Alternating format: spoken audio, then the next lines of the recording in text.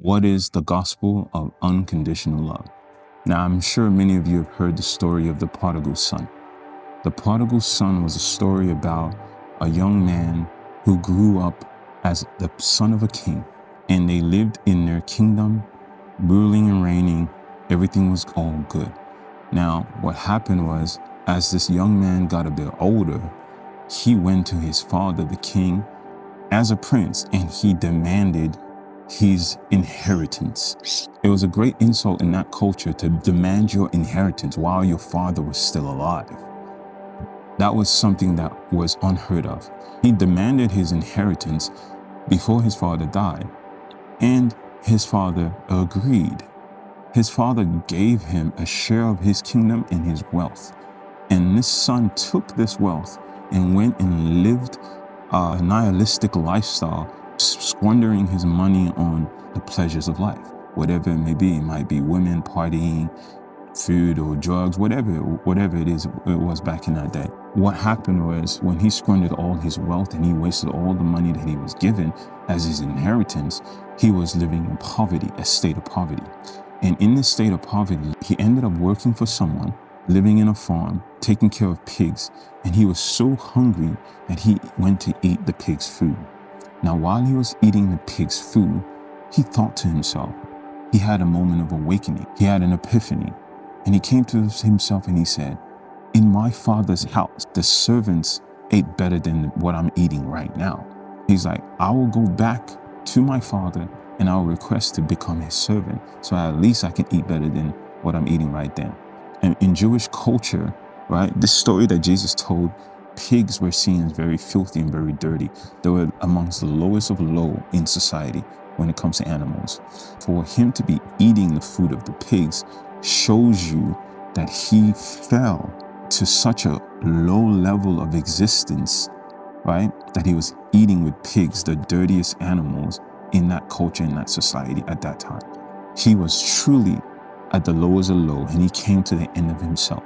What this gives us a picture of, and what I believe it symbolizes, is the true gospel message, the message of unconditional love.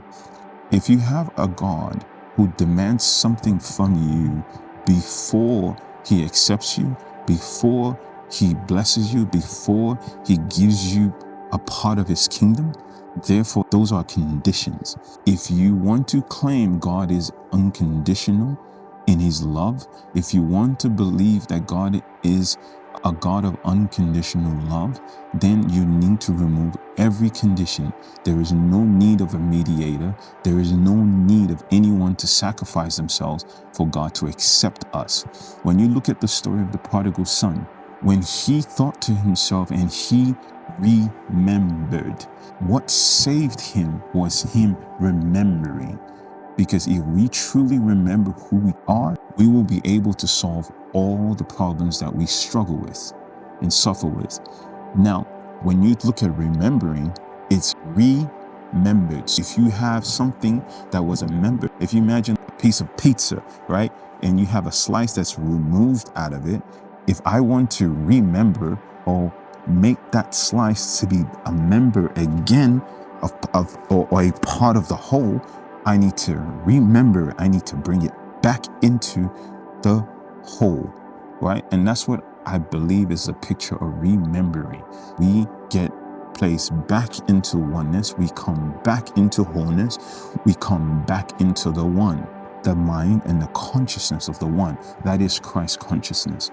What I believe is, when the prodigal son was far away from home and living in destitute and living among the pigs and eating with the pigs, he remembered and he came back to a place of identity. He came back to a place of awareness and consciousness.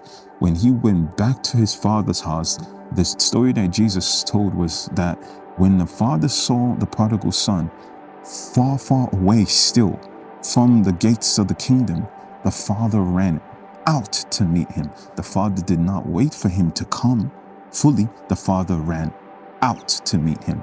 That is a picture of God's love for all humanity, for we are all sons and daughters of the Most High God. We are all sons and daughters of the Most High God. And therefore, once you set your mind and you set your heart to return back to God, once you set your intention towards God, God meets you right at that point. God is the one coming after you. You do not need someone to suffer for you to be accepted by God. God is not an angry man sitting on a throne wanting to punish you. There is no hoops to jump through. There is no price to be paid. When the prodigal son returned back to his father, it says that the father took a robe, put on him, and gave him a ring.